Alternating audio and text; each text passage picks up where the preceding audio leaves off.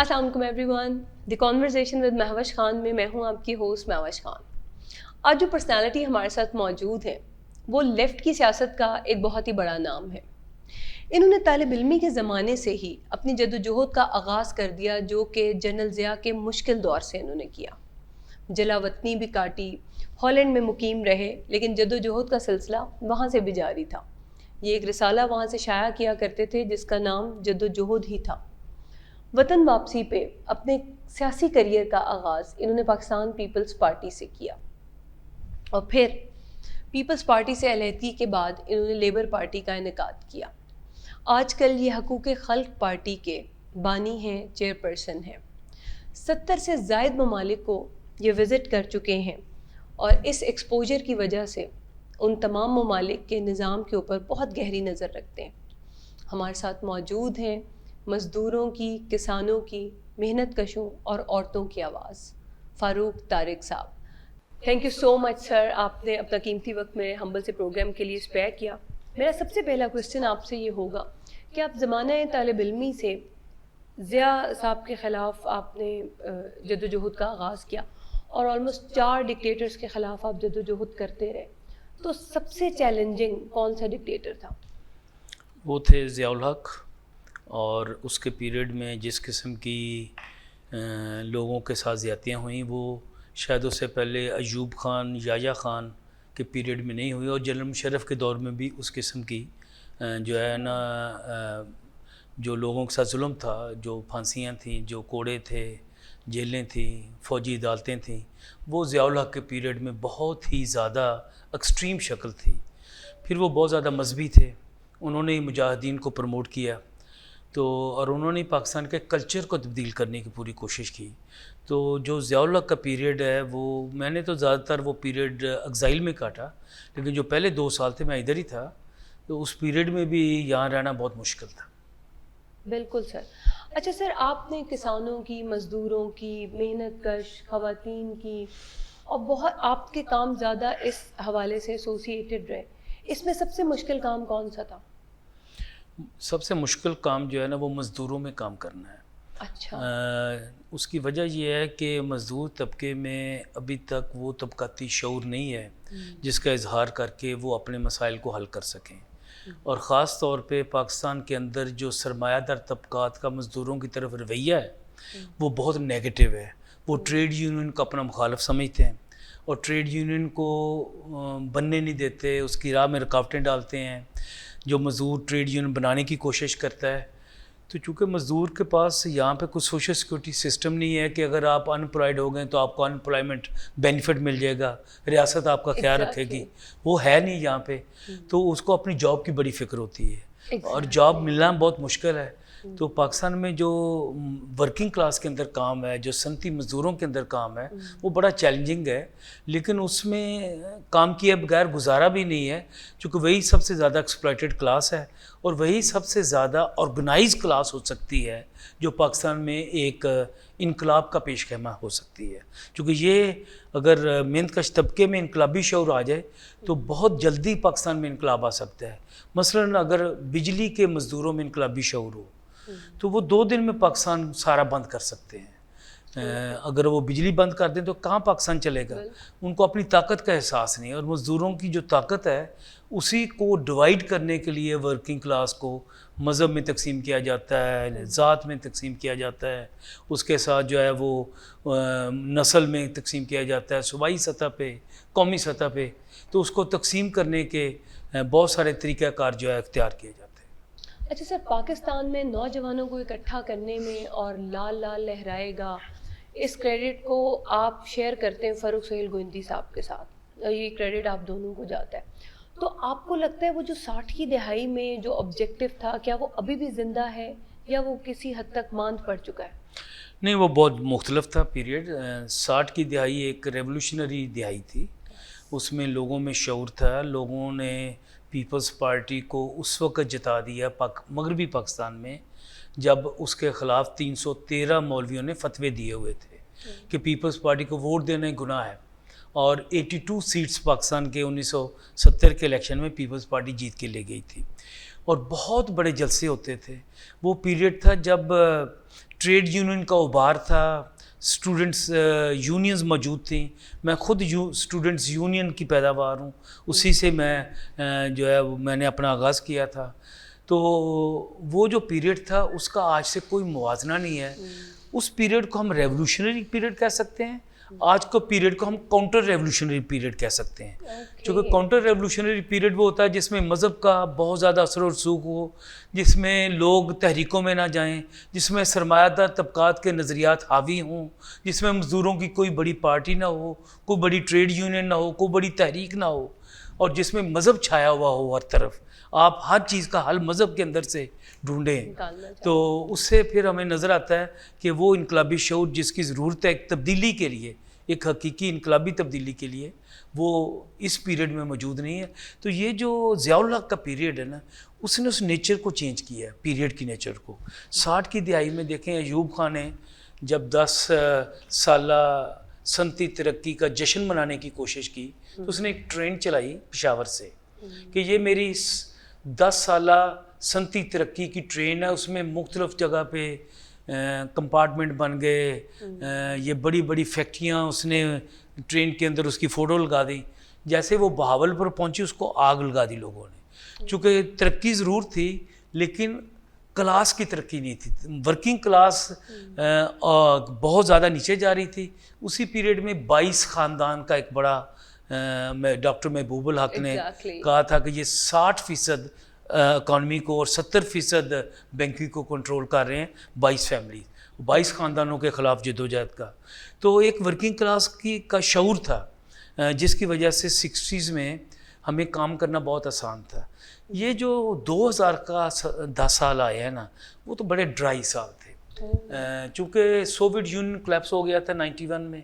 اس کا اثر یہ ہوا کہ عالمی سطح پہ لوگ سمجھنے لگ گئے کہ کیپٹلزم کا کوئی اور متبادل ہے نہیں. سوشلزم تو بالکل آؤٹ آف جو ہے وہ پولیٹکس چلا گیا، اور بہت سارے جو سوشلسٹ ہیں وہ بھی کیپٹلزم کے ساتھ چلے گئے.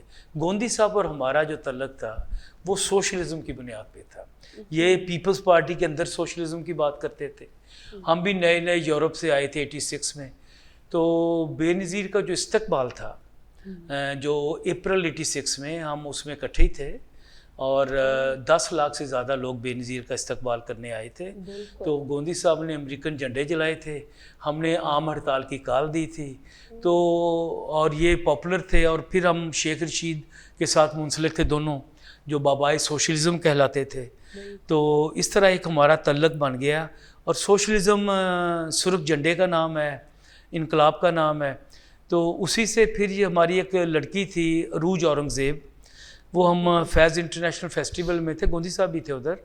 تو اس میں اس نے ایک ہم اکٹھے تھے تو اس نے ایک گیت گایا جو بھگت سنگھ بھی گاتا تھا، اور اس کا نعرہ تھا کہ جب لال لال لہرائے گا تو ہوش ٹھکانے آئے گا.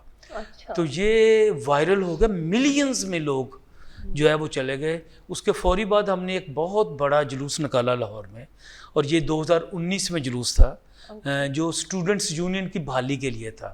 تو ہم جی سی سے شروع ہوئے.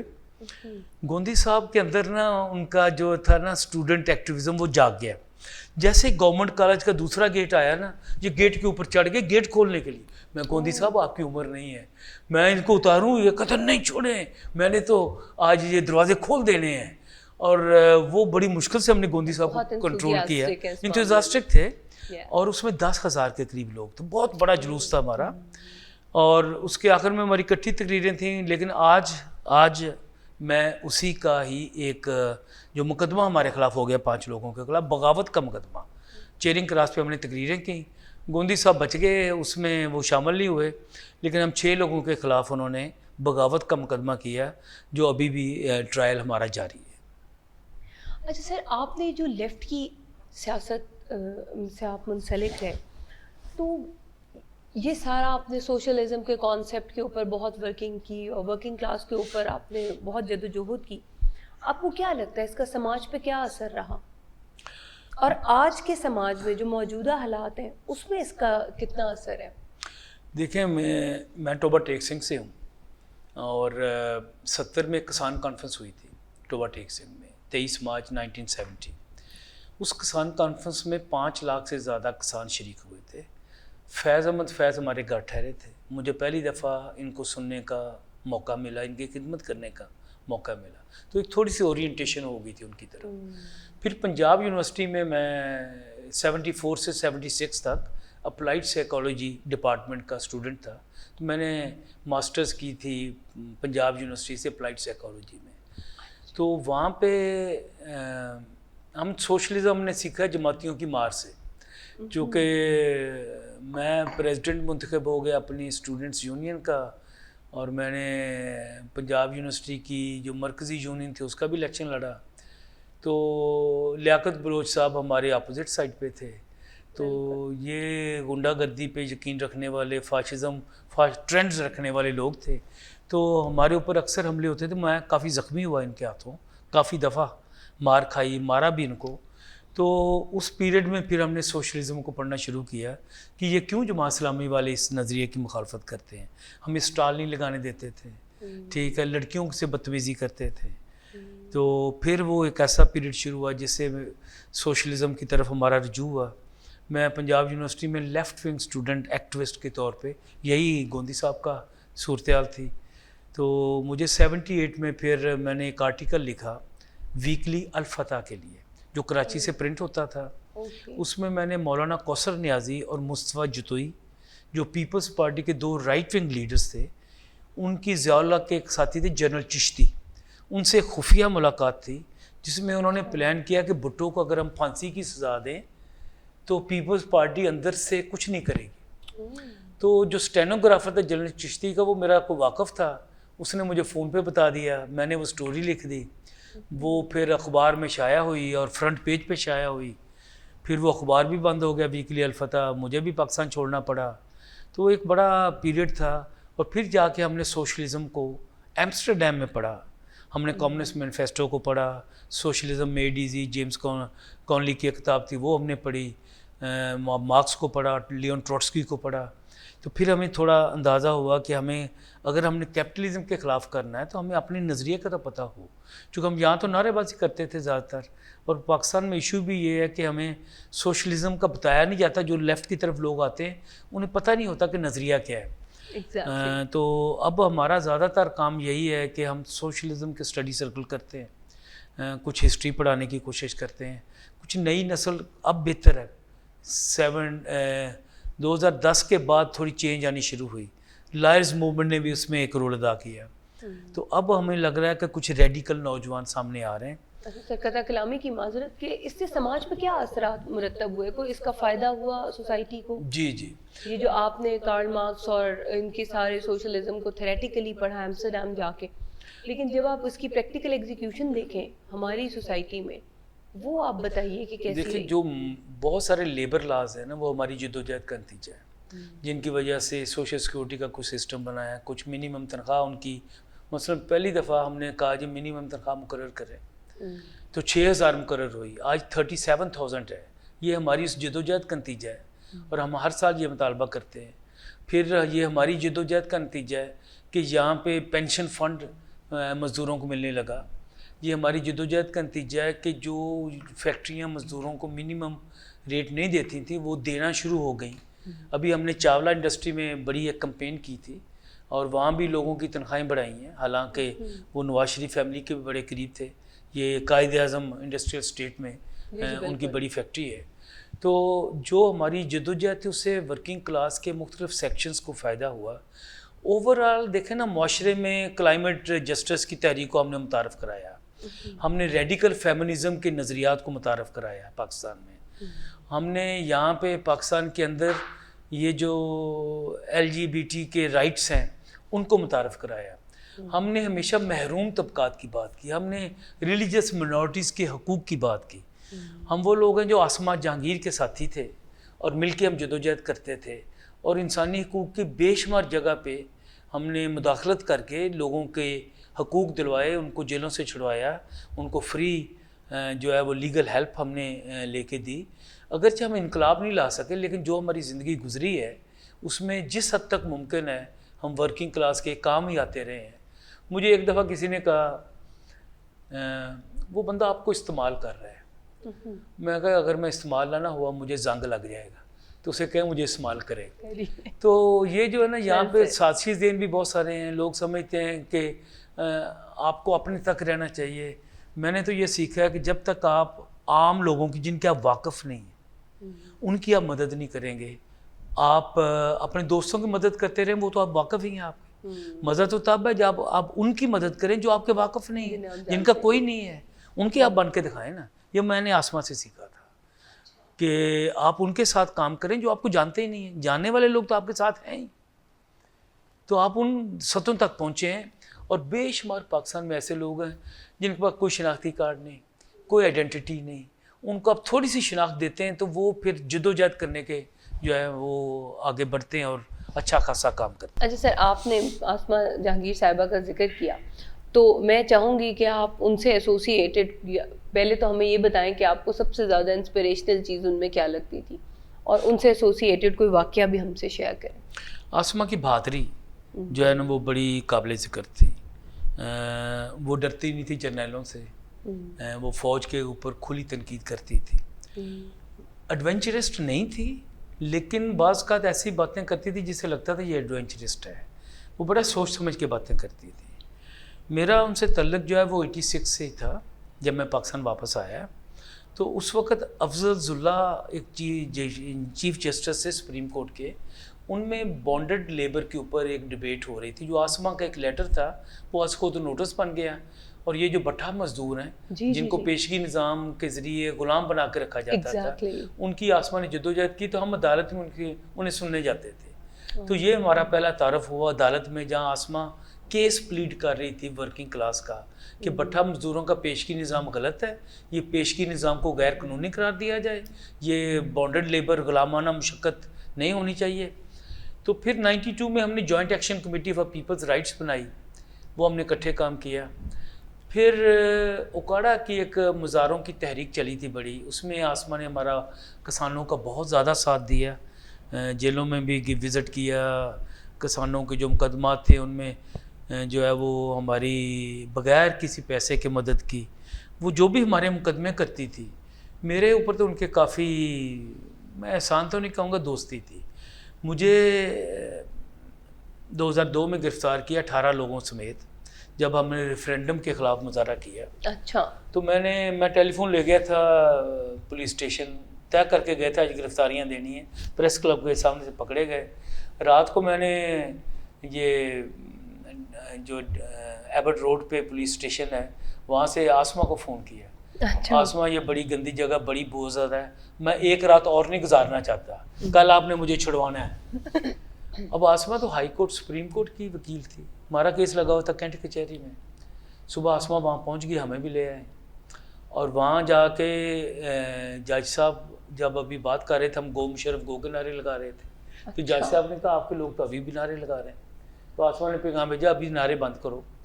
ہمارے ساتھ 4 عورتیں تھیں، باقی ہم جو ہے وہ 14 دوسرے 16 لوگ تھے، 18 لوگ تھے ہم سارے. تو جب ضمانت اس نے اپروو کروا لی. اب دیکھیں نا، ایک وکیل جب ضمانت کرواتا ہے وہ کہتا ہے جی اب آپ ضمانت کے پیپر جمع کرائیں تو اور باہر جائیں. آسما آئی میرے پاس، کامریڈ وہ کوئی پیپر ہے آپ کے پاس باہر جانے کے لیے؟ میں کہا میرے پاس کوئی پیپر نہیں، میں تو جیل میں آ رہا ہوں، ادھر سے آ رہا ہوں. کہتی میں اپنی کوٹھی کے کاغذات لے کے آئی.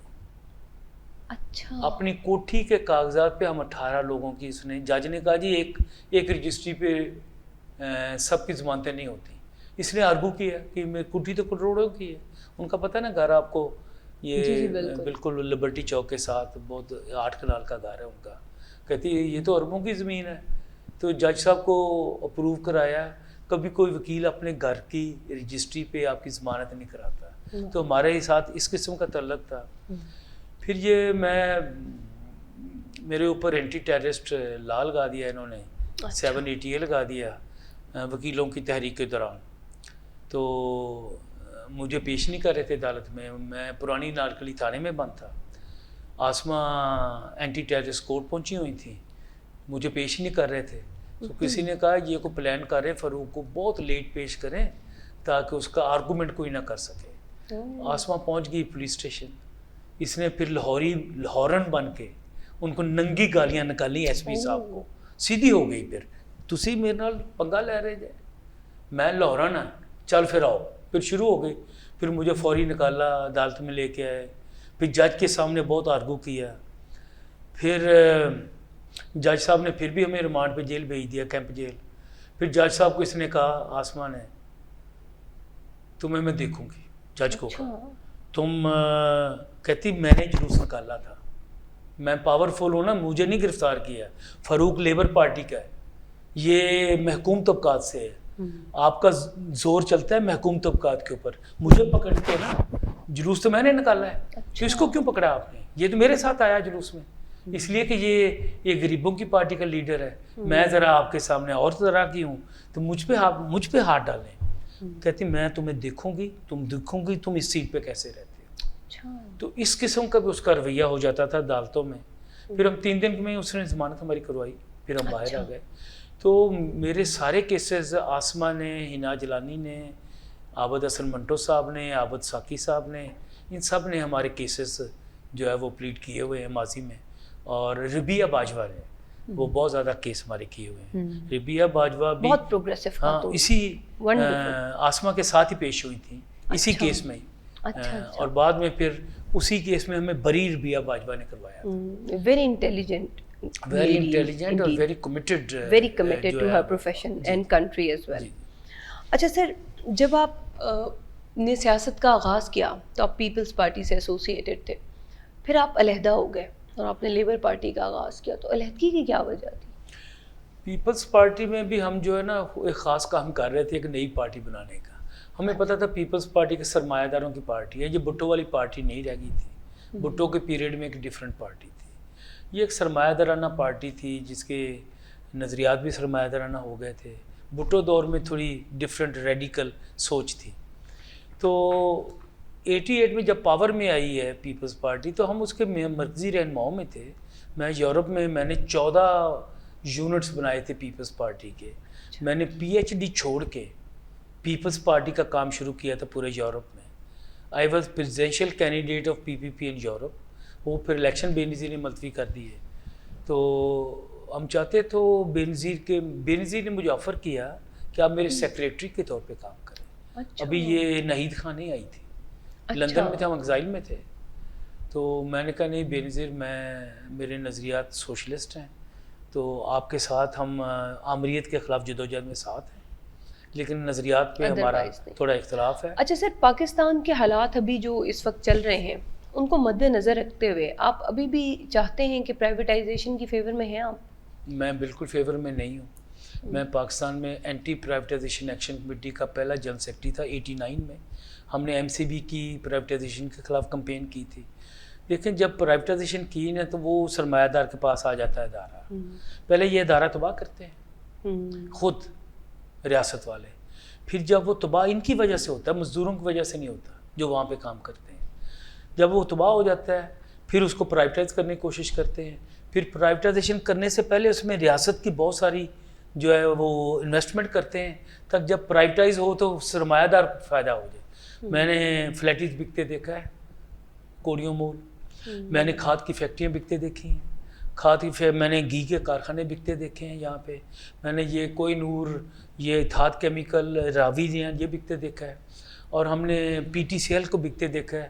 اتصالات جس کے 10,000 ٹوٹل امپلائی نہیں تھے, اس کو 1,10,000 والی PTCL بیچ دی. اس نے آج تک $800 ملین آج تک واپس نہیں کیے. 2 ارب میں وہ صرف سودا ہوا تھا. اب وہ پورے پاکستان کی PTCL کی بلڈنگ کے مالک بننا چاہتے ہیں.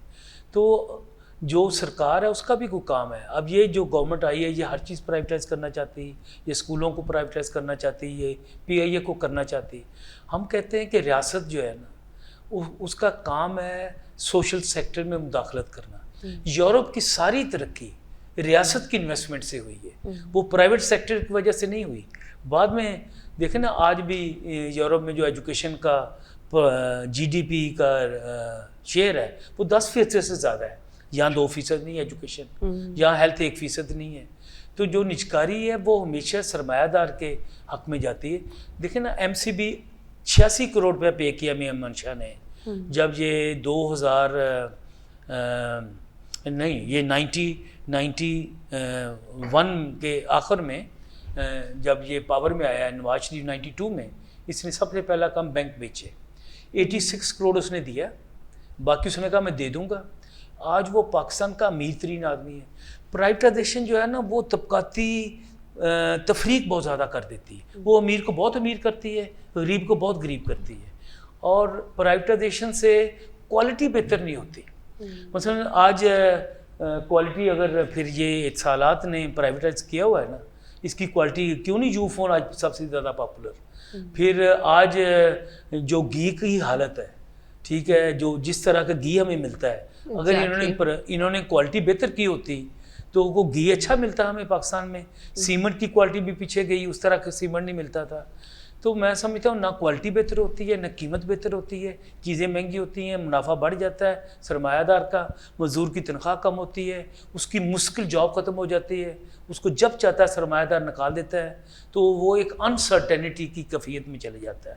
تو ہم نجکاری کے نظریاتی طور پہ خلاف ہیں۔ یہ دیکھیں آئی پی پیز کے میں کیا کچھ ہو رہا ہے، یہ بھی پرائیویٹ ہے نا فیکٹری، ان کو کیپیسٹی چارجز میں جتنے پیسے دیے جا رہے ہیں، یہ کوئی تک ہے کہ آپ نے بجلی بنائی نہیں آپ پیسے لے رہے ہیں؟ اور یہ اس قسم کے معاہدے گورنمنٹ نے کیے ہوئے، ریاست نے کیے ہوئے، تو اور یہ بجلی مہنگی بھی اس لیے ہوئی ہے کہ انہوں نے پرائیویٹائزیشن شروع کی، انہوں نے جام شوروں میں پرائیویٹائز کر دیا، انہوں نے کوٹ ادو میں پرائیویٹائز کر دیا، اب یہ ساری جو تقسیم کار کمپنیاں ہیں اس کو پرائیویٹائز کرنا چاہتے ہیں، یہ وابڈا کو پرائیویٹائز کرنا چاہتے ہیں۔ ان کی نظریں وابڈا ہاؤس کے اوپر کہ یہ اتنی بڑی بلڈنگ ہے چیرنگ کراس پہ، یہ سرکار کے پاس کیوں ہے، یہ ہمارے پاس کیوں نہیں آ جاتی؟ تو یہ اور یہ ریلوے اسٹیشن پہ نظریں لگائے ہوئے ہیں، یہ لاہور ایئرپورٹ کے اوپر نظریں لگائے بیٹھے ہیں۔ یہ پاکستان میں یعنی جو ریاست کام کرتی ہے اس کو اپنے کسی طریقے سے اپنے نام کرنا چاہتے ہیں، اپنے کنٹرول حاصل کرنا چاہتے ہیں۔ اچھا سر، جب امریکن پریزیڈنٹ آئے تھے تو آپ کے گھر میں پولیس آئی تو آپ کی ملازمہ سے انہوں نے پوچھا یہ کیا قصہ ہے، فاروق طارق صاحب کہاں ہیں؟ اچھا، یہ امریکن جو پہلا پریزیڈنٹ تھا کلنٹن، یہ 2000 میں آئے تھے، یہ بھارت میں 4 دن رہے، پھر انہوں نے پاکستان آنا تھا۔ تو یہ وہ پیریڈ تھا جب جنرل مشرف کے بڑے اچھے تعلقات تھے جماعت اسلامی سے بھی، ابھی اس کے چودھری شجاعت وغیرہ سے تعلقات نہیں ہوئے تھے۔ He was in a phase of transitional phase, وہ ڈھونڈ رہا تھا کون حمایتی ہیں کون نہیں ہے۔ تو جماعت اسلامی ان کے ساتھ شروع میں تو بڑی قریبی دوست تھے، تو قاضی حسین نے بھی کہہ دیا کہ صدر کلنٹن پاکستان میں ہمارا گیسٹ ہے۔ تو ہم نے کہا جی یہ کیسے گیسٹ، یہ تو سامراجی صدر ہے۔ تو ہم نے پہلا مظاہرہ پاکستان میں ایک ہی مظاہرہ ہوا، وہ لیبر پارٹی نے جو یہ پریس کلب کے ساتھ جگہ ہے وہاں پہ ہم نے مظاہرہ کیا، ہم تھے کوئی 100 کے قریب لوگ، تو کافی میڈیا آیا ہوا تھا۔ اس کے بعد ساتھ ہی نا جرٹن روڈ پہ ہمارا آفس تھا، میں آفس میں تھا، ایک بندہ مجھے ملنے آیا، تو میں نے فاروق سے ملنا ہے، میں کہا اگر یہ میرا واقف ہوتا تو مجھے پہچانتا۔ میں کون سے فاروق سے ملنا ہے؟ وہ سرگودے والا۔ میں کہا اچھا بیٹھے میں بلاتا ہوں۔ نہیں میں چلتا ہوں۔ وہ دیکھنے آیا تھا کہ دفتر میں موجود ہوں یا نہیں، اور یہ بھی نہیں وہ بتانا چاہتا تھا کہ میں نے پہچان لیا آپ کو، ٹھیک ہے۔ وہ پولیس کا ایجنٹ تھا کوئی۔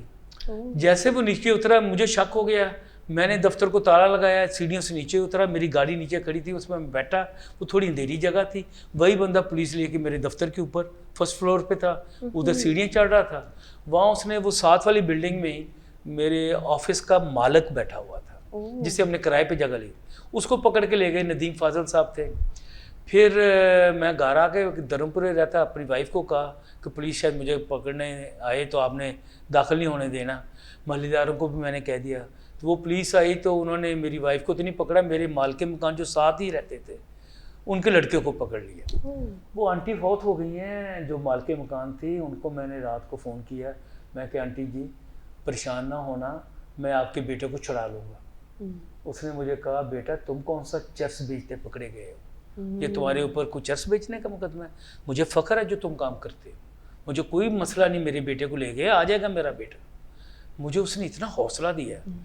پھر جنگ کے ایڈیٹر انجم رشید کی مداخلت سے ISI والوں سے بات ہوئی، اور انہوں نے کہا جی کہ آپ مزید مظاہرے نہ کریں تو ہم آپ کے بندے چھوڑتے ہیں۔ تو اس طرح پھر میں 4 دن انڈر گراؤنڈ رہا، میں پولیس کے ہتھے نہیں چڑھا، اور اس طرح وہ ہمارا مظاہرہ جو ہے وہ بڑا چلا، پوری دنیا میں اس مظاہرے کی خبریں چلیں. جی سر، آپ کے اور فاروق سہیل گوئندی صاحب کی جو جوڑی ہے بڑی مشہور ہے، خاص طور پہ ویسے تو اوور آل بہت مشہور ہے لیکن لاہور میں، تو آپ ان سے ریلیٹڈ کیا، کیسے آپ لوگوں کی ایسوسیشن ہوئی، کس طرح سے آپ لوگوں نے اپنا جرنی سٹارٹ کیا؟ ہم 86 میں جب میں واپس آیا تو ہم جد و جہد کی پبلیکیشن شائع کرنا چاہتے تھے پاکستان سے. اچھا. ہمیں کوئی پرنٹر نہیں مل رہا تھا اچھا. جو ہمارے مارکسی سوشلسٹ نظریات کو شائع کرے. لوگ ڈر رہے تھے، ماشاء اللہ تھا ابھی. ایگزیکٹلی.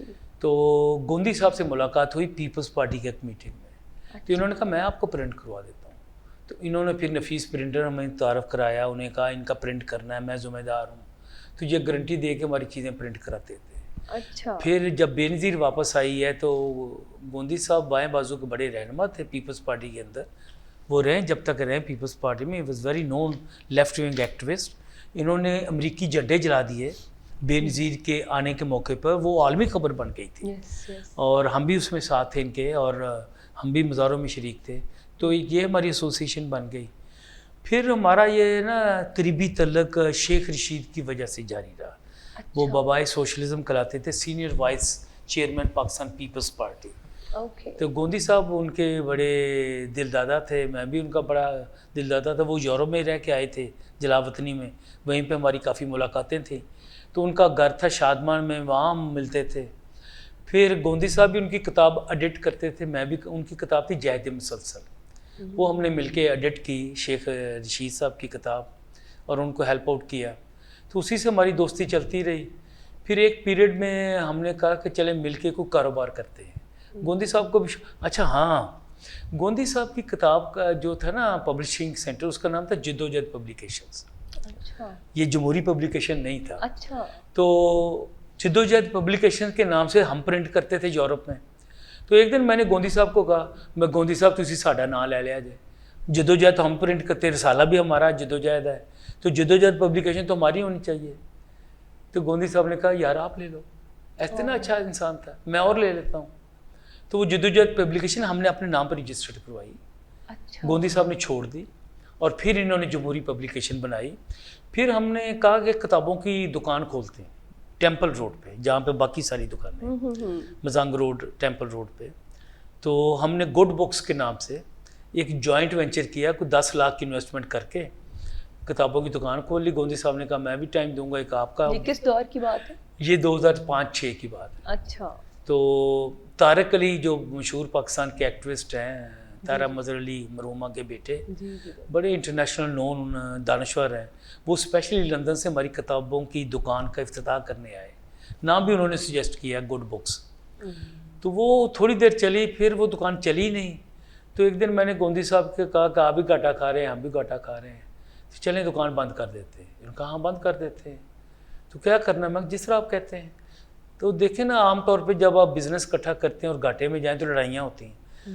میری گوندی صاحب سے آج تک 86 سے آج تک ایک دفعہ آرگومنٹیشن نہیں ہوئی، ناٹ اے سنگل ٹائم. ہم نے کہا ٹھیک، ہم بیٹھ گئے. گوندی صاحب نے کہا یہ کتاب یہاں پر رکھ لیں، یہ کتابیں میں رکھتا ہوں. میں ٹھیک ہے رکھ لیں. یہ کتابوں کے کتنے پیسے بن گئے؟ ٹھیک ہے. یہ فرنیچر بھی آپ رکھ لیں، یہ جو چیزیں وہ بھی، نام بھی آپ رکھ لیں. تو ہم نے وہ طے کر کے چیزیں پلان کر کے علیحدگی کر میوچل. پھر یہ کہ میں جب بھی گرفتار ہوتا تھا گوندی صاحب میری مدد کرتے تھے. میں کافی دفعہ گرفتار ہوا ہوں، اور گوندی صاحب پھر وکیل کا انتظام، گھر کا انتظام. پھر یہ بھی ہوا کہ 2007 میں انڈر گراؤنڈ چلا گیا ایمرجنسی کے دنوں میں. میں نے کہا میں تو گرفتاری اب نہیں دوں گا. میں اس سے پہلے کافی دفعہ گرفتار ہوا تھا. بہاولپور جیل میں مجھے رکھا گیا، کوٹ لکھپت میں رکھا گیا. تو ایک دن میں نے انڈر گراؤنڈ دور میں، یہ 2007 کی بات ہے، میں روزانہ ڈائری لکھتا تھا، انڈر گراؤنڈ ڈائری. اچھا. جنرل مشرف کا ایمرجنسی کا پیریڈ ہے. دن کے وقت ہم نے کوئی جلوس نکالنا، کسی جگہ سے نکل کے اچانک برآمد ہونا، نعرے مارنے، رسالہ شائع کرتے تھے جد و جہد ہم. تو ایک دن میں اپنے گھر نہیں سوتا تھا کیونکہ میرے گھر کے باہر پولیس تھی آلریڈی. تو ایک دن میں نے گوندی صاحب کو کہا میں فرق کہتا ہوں اسے. ہاں پہچان لیا ہے. میں ٹھیک، بس اس کو سمجھ آ گئی میرا مطلب کیا ہے. میں آدھے گھنٹے بعد گوندی صاحب کے گھر پہنچ گیا.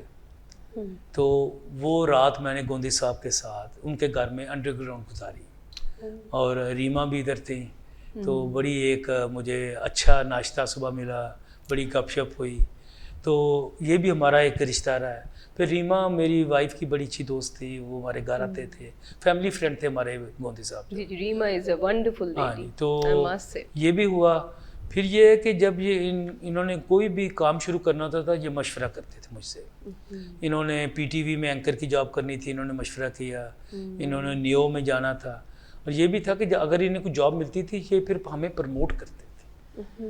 گوندی صاحب سے زیادہ مجھے کسی اور نے پروموٹ نہیں کیا، ہر میڈیا میں لے کے آئے، اور میں کبھی کہتا بھی نہیں تھا۔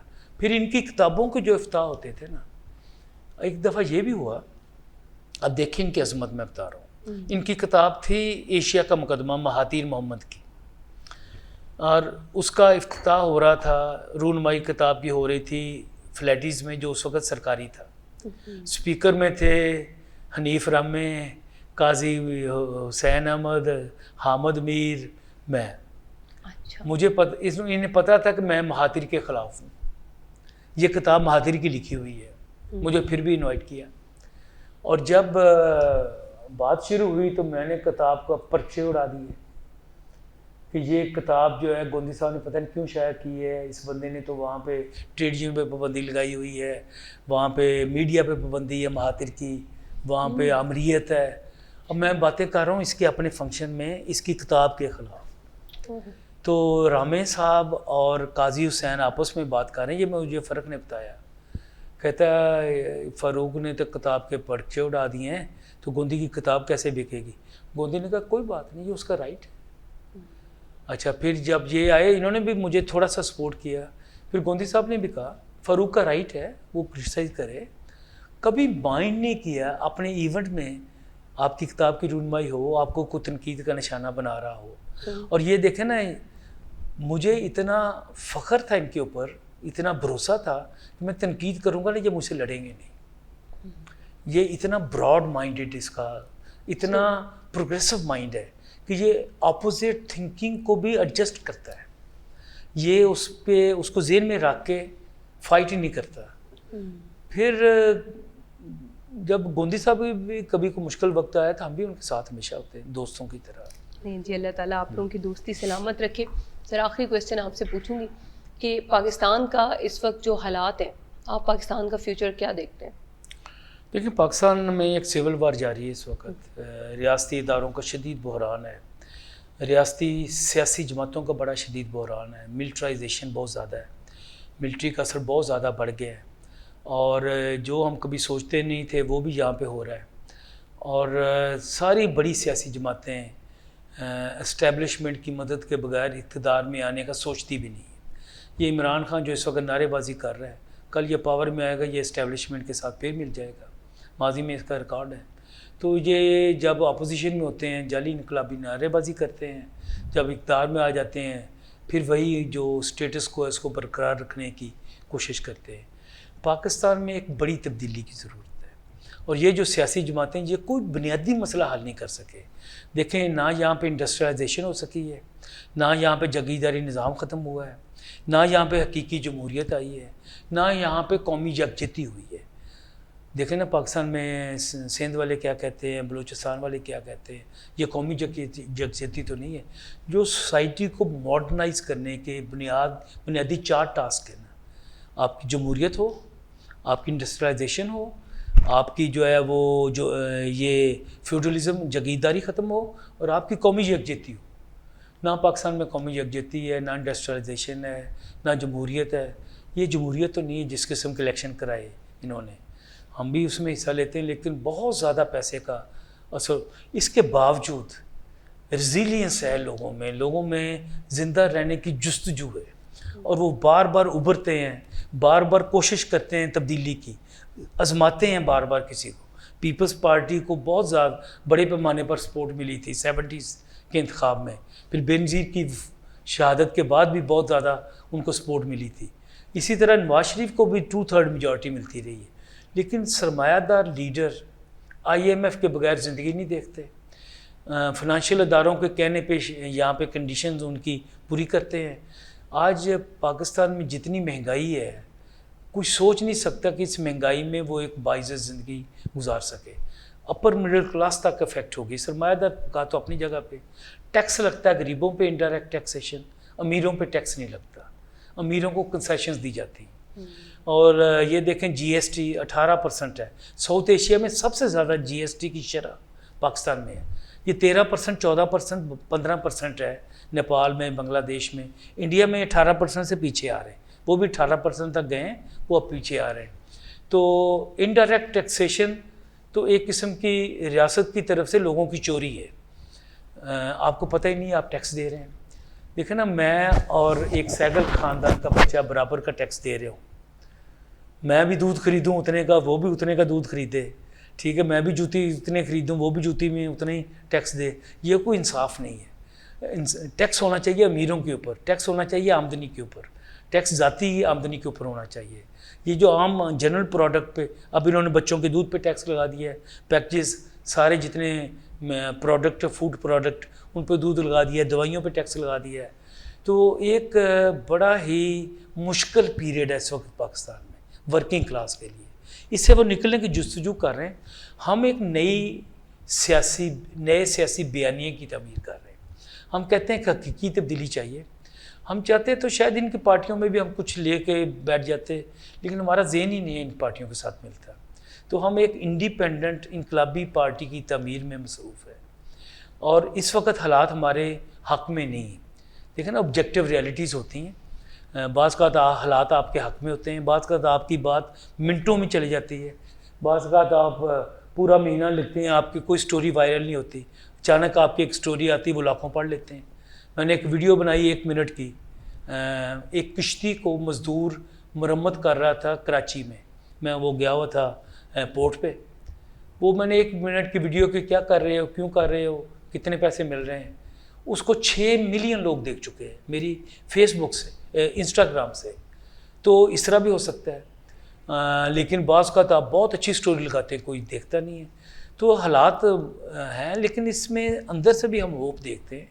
لوگ جدوجہد کر رہے ہیں, لوگ نئے سے نئے میڈیا سامنے آ رہے ہیں. یہ آپ کا میڈیا ایک الٹرنیٹیو میڈیا ہے, میں اس کی بڑی قدر کرتا ہوں. ہم پاکستان میں الٹرنیٹیو میڈیا کو پروموٹ کرنے کی کوشش کرتے ہیں, مین سٹریم میڈیا کے. اور فرق سے گوندی کی تو ہمیشہ سے کوشش رہی ہے کہ میں اگر خود بھی مین سٹریم میڈیا میں کہیں اینکر کام کر رہا ہوں, لیکن اپنا میں انڈیپینڈنٹ میڈیا تعمیر کروں گا. تو یہ گوندی کا جو میڈیا ہے یہ اسی کا ہی ایک طریقہ کار ہے, اور بے شمار اور لوگ بھی اس طرح کر رہے ہیں.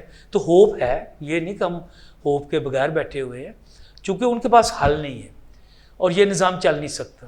جب تک یہ نظام تبدیل نہیں ہوتا تو اس کے لیے ہم جدوجہد کر رہے ہیں. بہت شکریہ فاروق طارق صاحب. یہ تھے ہمارے ساتھ فاروق طارق صاحب, جو کہ جدوجہد کے عادی ہیں اور وہ تبدیلی لانا چاہتے ہیں اس ملک میں. ہماری دعا ہے کہ ان کی پارٹی کے تھرو کوئی پازیٹیو تبدیلی ہماری سوسائٹی کا حصہ بنے. جیسا کہ انہوں نے کہا کہ جدوجہد ہے, مشکل وقت ہے, لیکن لوگ ریزیلینس بھی کر رہے ہیں. And people are very positive, they are hopeful that they shall be having a better life ahead. Thank you so much. ہمارے ساتھ بنے رہیے. نیکسٹ پروگرام میں کسی نئے گیسٹ کے ساتھ ہم دوبارہ حاضر ہوں گے. Thank you.